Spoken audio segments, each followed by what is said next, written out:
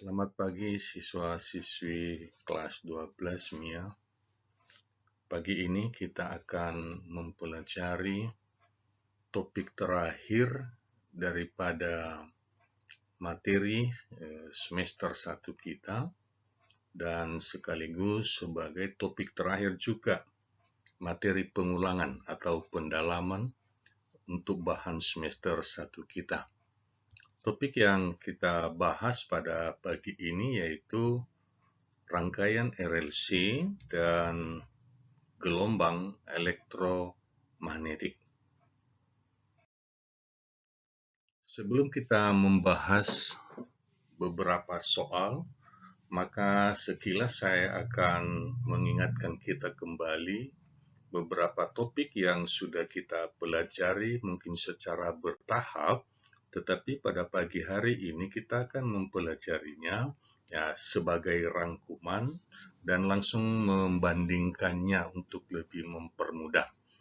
Yang pertama adalah komponen daripada rangkaian R, L, dan C yang terdiri dari resistor, induktor, dan kapasitor. Apabila kamu amati persamaan arusnya, maka komponen ini masing-masing memiliki sifat arus yang sama, yaitu bersifat sinusoidal. Tetapi, tegangan yang dilalui pada setiap komponen berbeda. Misalnya, untuk resistor, kalau kamu perhatikan, untuk kolom resistor, maka tegangannya itu sinus omega T, artinya sama dengan arus. Nah, inilah yang kita sebut, yaitu arus dan tegangan sefasa. Artinya, ketika sinus 0 derajat, maka tegangan juga 0 derajat. Secara vektor, maka bisa dilukiskan sebagai bentuk fasor. Arah arus dan arah tegangan sama-sama 0 derajat. Nah, itu yang dimaksud dengan sefase. Untuk induktor, maka ada perbedaan. Ketika arusnya sin omega T, maka tegangannya menjadi sin omega T ditambah 90 derajat. Artinya apa? Bahwa tegangan lebih dahulu 90 derajat daripada arus. Ketika arusnya sinus 0 misalnya, maka tegangannya menjadi sinus 90. Secara fasor kita lihat di bawah ini. Ketika arusnya 0 derajat, maka tegangannya mendahului 90 derajat. Sama halnya dengan kapasitor. Ketika arusnya omega T, maka tegangannya omega T dikurang 90. Artinya, ketika sinus 0 derajat, maka tegangan minus 90 derajat. Berarti tegangan mengikuti arus. Atau sebaliknya, arus mendahului tegangan. Seperti diagram fasor di bawah ini. Jadi ini adalah sifat komponen masing-masing. Resistor, induktor, dan kapasitor. Secara grafik, tadi kita sudah katakan bahwa resistor sefase ketika 0 derajat diawali 0 derajat, arus ini garis putus-putus, maka tegangan juga diawali dari 0 derajat. Ini yang dimaksud grafik sinusoidal daripada resistor. Tetapi untuk induktor, ketika arusnya garis putus-putus itu 0, maka tegangannya sudah maksimum. Nah, tegangannya sudah maksimum sinus 90 derajat. Sebaliknya dengan kapasitor. Selanjutnya masalah persamaan. Untuk resistor, nilai hambatan tetap tegangan dibanding dengan arus. Artinya, tidak membedakan pengaruh daripada arus DC atau arus AC. Sedangkan untuk induktor, ketika dihubungkan dengan arus AC, maka dia memiliki hambatan yang kita sebut reaktansi induktif sebesar omega kali L. Dan kapasitor, dia memiliki hambatan yang kita sebut sebagai reaktansi kapasitif atau Xc, yaitu 1 per omega C. Nah, ini komponen ketika dihubungkan dengan sumber tegangan AC. Jadi, sifat komponen ini akan kita bawa bagaimana jika dihubungkan seri antara satu dengan yang lain. Nah, ini sekarang kita lihat. Apabila misalnya kita hubungkan seri resistor dan induktor, ini gambar rangkaiannya, maka dari data awal tadi, maka bisa kita gabungkan seperti ini. Jika tegangan resistor itu berada di 0 derajat, maka induktor mendahului 90 derajat. Maka sebagai vektor, kita bisa menghitung tegangan antara resistor dan induktor. Demikian halnya dengan rangkaian RC. Nah, lihat grafiknya. Dan jika rangkaian LC, artinya apa? Kalau LC, tegangan mendahului vertikal ke atas, sedangkan kapasitor tegangan mengikuti vertikal ke bawah, artinya berlawanan arah. Ketika berlawanan arah sebagai vektor, maka itu tinggal mengurangkan daripada nilai masing-masing. Kesimpulannya, bagaimana kalau rangkaiannya terdiri dari 3 R, L, dan C secara seri? Maka kita tinggal menggabungkan ini diagram fasor yang dihasilkan untuk masing-masing, maka hasilnya, kesimpulannya berada di sini. Di kolom paling kanan, maka kita bisa lihat induktor VL dengan VC itu berlawanan, maka kita kurangkan VL kurang VC.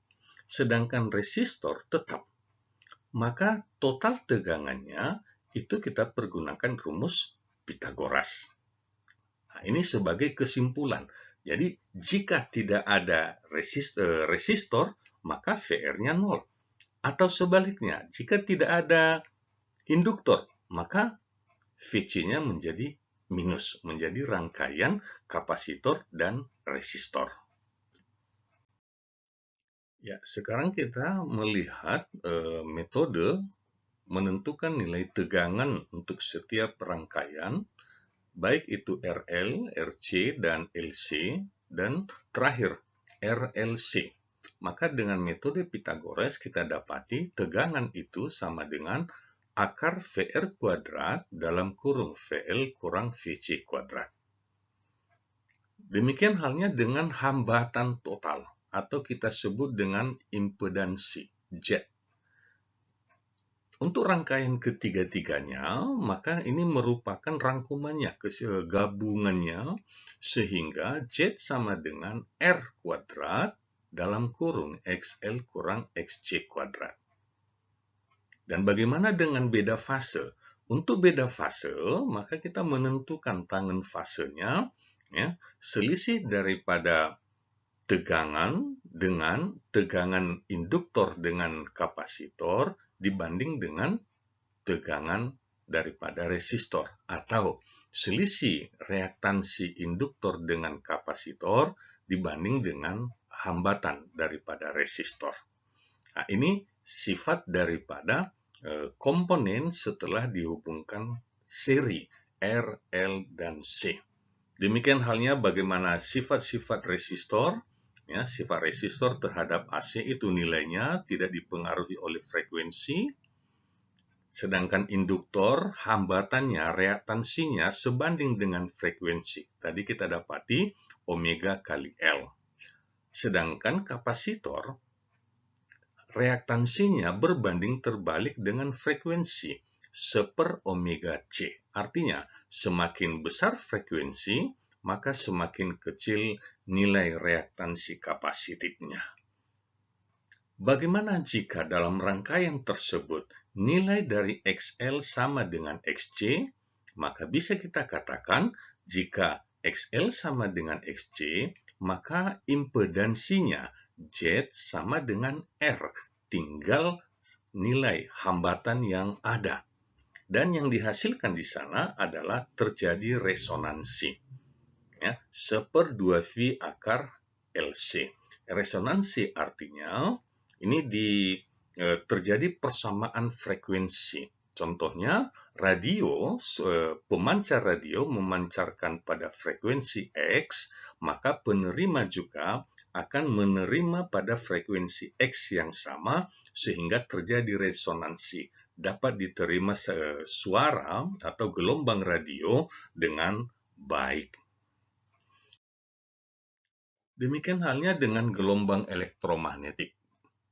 Untuk gelombang elektromagnetik, kami sudah memberikan bahan sebelumnya, ya, uraiannya, apa itu gelombang elektromagnetik yang terdiri dari beberapa spektrum, mulai dari spektrum gelombang mikro, gelombang radio, ini ya, radar, infrared, ini cahaya tampak. Nah, cahaya tampak ini diuraikan lagi, ya, mulai dari infrared sampai ke ultraviolet yang disebut Michiko Hibiniu. Kemudian ungu dan ultra ungu atau ultraviolet, sinar X dan sinar gamma, ya, dan ini sinar kosmis. Artinya apa? Kalau kita perhatikan dari gambar ini, semakin ke kiri, ya, dari gelombang panjang menjadi gelombang kecil, semakin ke kiri gelombangnya makin kecil. Ketika panjang gelombangnya kecil, maka frekuensinya menjadi besar. Dan ketika frekuensi besar, maka energi dari spektrum gelombang elektromagnetik ini yang memiliki energi terbesar adalah energi sinar gamma, ya, atau energi kosmik. Nah, jadi ini energi yang terbesar karena frekuensinya paling besar atau panjang gelombangnya paling kecil. Demikian halnya dengan cahaya. Ya, maka di sini kita amati merah sampai ungu dari kanan ke kiri, maka frekuensi daripada ungu lebih besar daripada biru atau hijau, kuning atau merah. Ya, jadi ungu memiliki frekuensi paling besar. Tetapi dari antara sinar ini, cahaya nampak ini, ada warna yang sensitif bagi mata manusia, yaitu warna yang berada di sekitar 500 sampai 600 nanometer, yaitu didominasi oleh warna hijau. Artinya apa? Warna hijau adalah warna yang sensitif bagi mata manusia. Sekarang kita lanjutkan dengan pembahasan soal yang pertama. Ya, kepada kita diberikan skala. Ternyata skala yang dimaksud adalah monitor daripada sebuah osiloskop, ya, dengan grafik tegangan AC sinusoidal. Dan apa yang kita dapati di sini bahwa osiloskop adalah sebuah alat yang dapat menampilkan nilai arus tegangan daripada AC atau DC, ya, dengan skala dan pengaturan skala vertikal dan skala horizontalnya. Jadi osiloskop ini menampilkan satu grafik gelombang sinusoidal yang demikian, yang kita lihat nilainya, ke atas ada 2 skala dan ke bawah juga 2 skala. Dan kalau kita lihat mulai dari titik awal, maka ini untuk membentuk satu gelombang, ya, lamanya waktu secara horizontal itu ada 4 skala. Dan bagaimana pengaturannya? Dikatakan bahwa skala vertikal itu nilainya 2 volt setiap sentimeter, berarti setiap kotak itu dia 2 volt. Sedangkan tombol sweep time untuk waktunya, perhitungan waktunya, setiap sentimeter atau setiap kotak ada 5 milidetik. Maka jika demikian tampilan daripada sebuah osiloskop, apa yang bisa kita simpulkan? Tegangannya maksimum, efektif, periodenya, dan bahkan frekuensinya. Skala vertikal itu maksudnya tegangan maksimum. Jadi tegangan maksimum itu adalah 2 volt per sentimeter. Karena tegangan maksimumnya 2 volt per sentimeter, maka berarti, ya, dia ini ada 2 cm ke atas. Maka kali 2. Maka tegangan maksimum itu adalah 4 volt. Sedangkan kalau kita hitung dari atas ke bawah, itu disebut tegangan puncak ke puncak. Nah, tegangan puncak ke puncak itu 2 kali daripada tegangan maksimum. Selanjutnya, tegangan efektif. Nah, tegangan efektif secara matematis kita udah rumuskan, udah dapatkan materinya, yaitu V maksimum per akar 2. Maka tegangan efektif itu atau tegangan terukur, ya, tegangan terukur. Kalau kita mempergunakan alat multimeter, maka yang terukur, yang terbaca kita, itulah yang disebut dengan tegangan efektif. Maka nilai tegangan efektif adalah 2,8 volt. Ya, ini grafiknya. Nah, berada di bawah tegangan maksimum. Ya, yang ke atas 2,8 volt, ke bawah juga 2,8 volt. Sedangkan untuk bagian horizontalnya, sweep time-nya, dikatakan 5 milidetik per sentimeter per kotak. Karena ada 4 kotak untuk satu gelombang, ya, yang warna hijau itu satu gelombang, dibutuhkan waktu. Dibutuhkan waktu untuk satu periode, yaitu 5 milidetik kali 4 cm. Maka periodenya adalah 20 milidetik. Artinya, osiloskop ini menampilkan satu tegangan AC dengan periode 20 milidetik. Dan frekuensinya seperperiode. Maka frekuensinya 50 Hz. Selanjutnya soal yang kedua.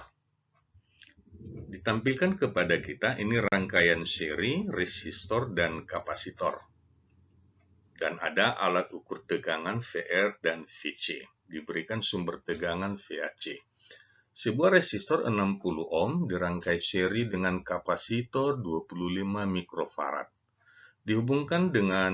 Rangkaian dihubungkan dengan sumber tegangan 200 volt 500 radian per detik.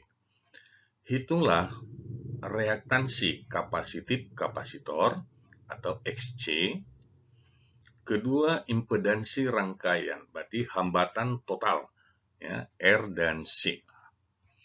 Kemudian arus yang mengalir, ya, nilai arus yang mengalir. Dan yang keempat, berapa tegangan resistor atau VR dan tegangan kapasitor atau VC. Sebagai pembahasannya, yang pertama kita tentukan nilai daripada reaktansi kapasitif. XC adalah 1/omega omega C. Omega tadi dikatakan kecepatan sudutnya yaitu 500 dan nilai kapasitornya 25 mikro. Ya, 25 mikro yaitu 10 pangkat min 6. Maka diperoleh hasil bahwa hambatan daripada reaktansi kapasitif, hambatan kapasitor tersebut yaitu 80 ohm. Karena hambatannya 80 ohm dan hambatan resistor tadi 60, maka diperolehlah impedansi. Ya, karena tidak ada komponen induktor, maka XL-nya kita nolkan untuk mempermudah. Sehingga diperoleh nilai impedansi sebesar 100 ohm. Bagian C, arus dalam rangkaian. Tegangan sudah diberikan 200, soal sudah menyatakan 200 volt, dan sudah dihitung hambatannya 100 ampere, hambatannya 100 ohm, maka arusnya 2 ampere. Yang terakhir, tegangan resistor. Arus sudah ada 2 ampere, dan karena itu rangkaian seri, maka arus pada resistor sama dengan arus yang melalui kapasitor juga. Sehingga tegangan resistor IR 2 kali 60, tegangan kapasitor I kali XC 2 kali 80. Maka inilah nilainya 120 dan 160. Untuk membuktikan bahwa sumber tegangannya 200 volt, bisa kita lakukan dengan metode penjumlahan tegangan berikut ini. Ya, maka dibuktikan nilai tegangannya 200 volt.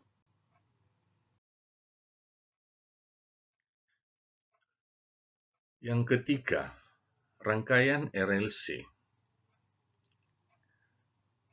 Rangkaian terdiri atas resistor 10 ohm, kapasitor 500 mikrofarad, dan induktor 75 milihenry. Dihubungkan pada sumber tegangan VAC 26/2 sin 200 T volt. Tentukan sifat rangkaian dan B sudut fase antara arus dan tegangan. Baik, perhatikan rangkaiannya RLC ya.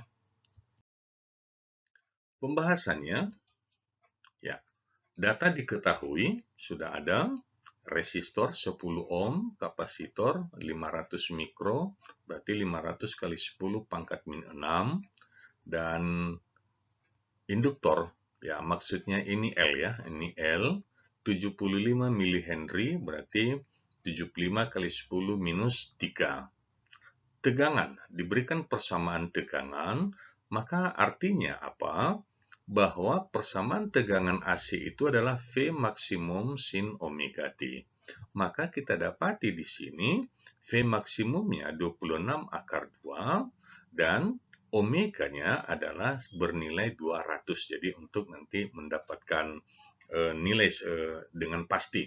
Jadi ada nilai tegangan maksimum dan ada kecepatan sudutnya 200 radian per detik.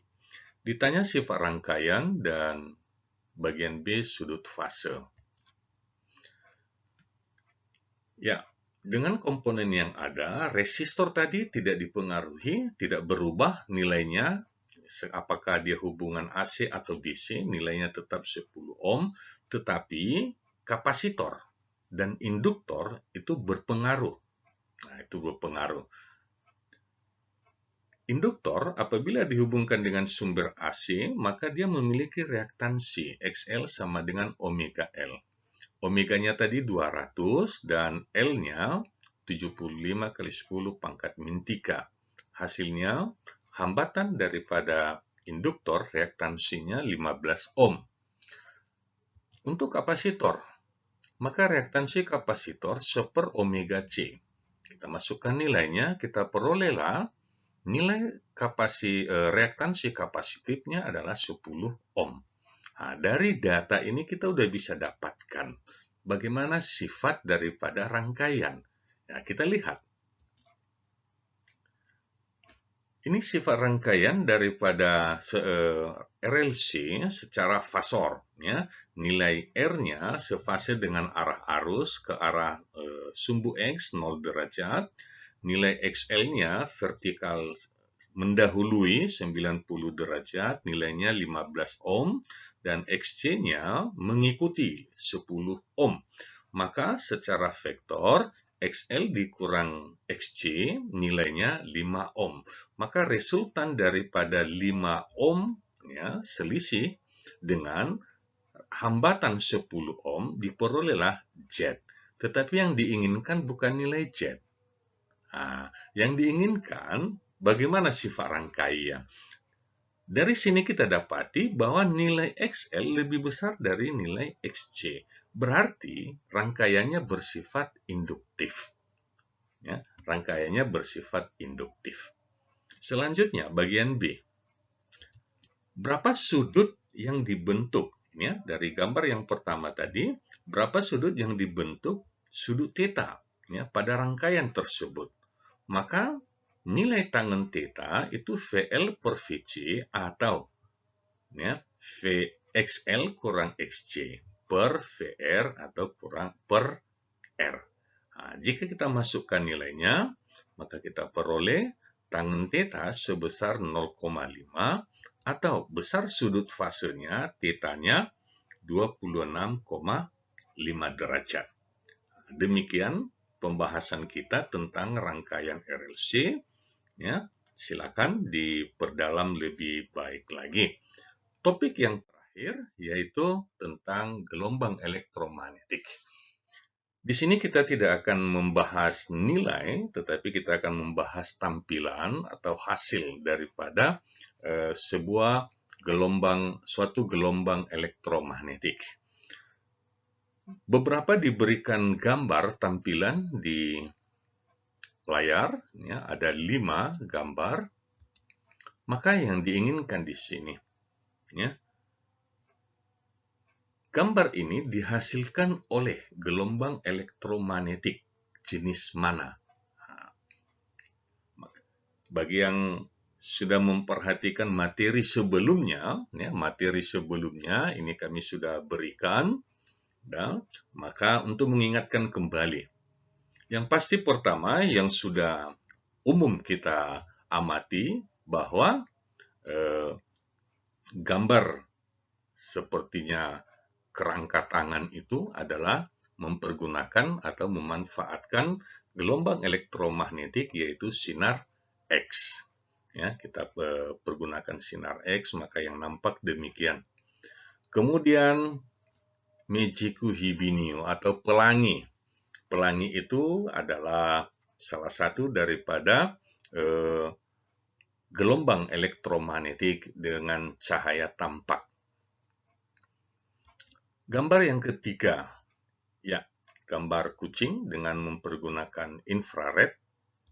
Keempat, ya, peta, ya, sebuah peta yang diambil dengan mempergunakan gelombang mikro. Dan yang terakhir ini adalah ultraviolet. Jadi ini pemanfaatan daripada ultraviolet. Jadi untuk gelombang elektromagnetik kita hanya bicara teorinya, ya, aplikasi daripada gelombang. Demikian untuk pagi hari ini buat seluruh siswa kelas 12 MIA. Inilah akhir pembelajaran semester 1 kita. Ya, terima kasih atas perhatiannya untuk mempelajari ulang materi semester 1. Dan kami mengingatkan, silakan dipersiapkan dirinya untuk mengikuti ujian semesternya, khususnya fisika. Ini hari pertama. Ya, fisika tanggal 7 Desember tahun 2020. Ya, selamat mempersiapkan diri dan salam kami, salam sehat dan tetap jaga kesehatannya. Demikian, selamat pagi, salam.